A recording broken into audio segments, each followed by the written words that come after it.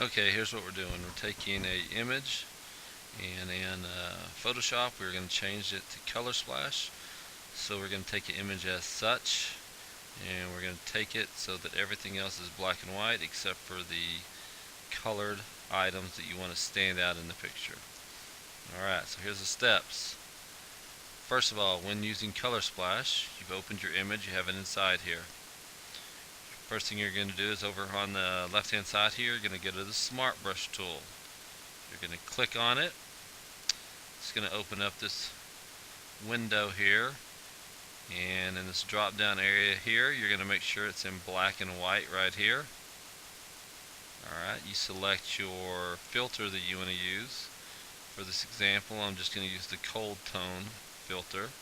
So I double click on it, and you get a little X type thing that pops up on the screen, and you can enlarge it or make it smaller using the brackets on your keyboard. If you don't know which brackets they are, ask me, I'll show you. So we decide how big we want the circle or the X to be, and then we hold down the mouse, we left click on the mouse and drag over every single thing that we want to be black and white. Alright, whatever you want to be in color, try not to drag over those items. But if you do, that's okay, because you can go back and change it. So we drag over the items we want to be black and white. And then if you need to zoom in, a lot of times you're going to need to zoom in to get some small areas. You click on the magnifying glass on the left hand side here. Right. Zoom in on the picture. Make sure you're on the plus and not the minus up here. Zoom in close as you need to be.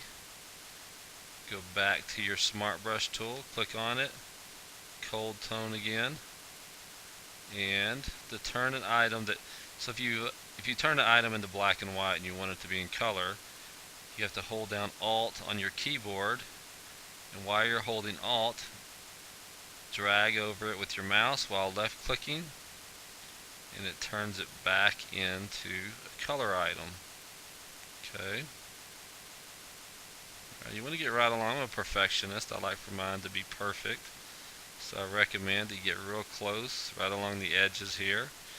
If you need it to make however big your circle is here, is how much area you're going to be coloring in. So sometimes using the brackets, you need to make it smaller so you can get right up against something. Okay. So if you're trying to get right up against something, there we go. Okay, you can see right here, we need to change that back to color. So hold down Alt again. There we have it. So zoom in, move around the picture, make your changes that you need to. Get right around the edges, make it as perfect as you can. Alright, when you feel like you have it as you'd like, which this one is not exactly how I would want it. For the example, it's fine. You can zoom back out. Take a look at the picture. See what you think. Obviously on this one I need to go back in and touch up his hair here, because I'm trying to make the two boys color and everything else in black and white so they stand out in the picture. Alright, but when you've finished it and you're done, go to File, Save As, make sure you save it as a JPEG. Now if it's a document that you're working on but you're not complete and you want to go back and make some changes later, make sure you save it as a Photoshop. That way you can open it up, change Color+Splash some more. But once you save it as a JPEG, there's no changes that you can make. Save it as whatever you want to, name it whatever you want, save it, and you're good to go. Any questions, let me know. I'll do my best to help you out.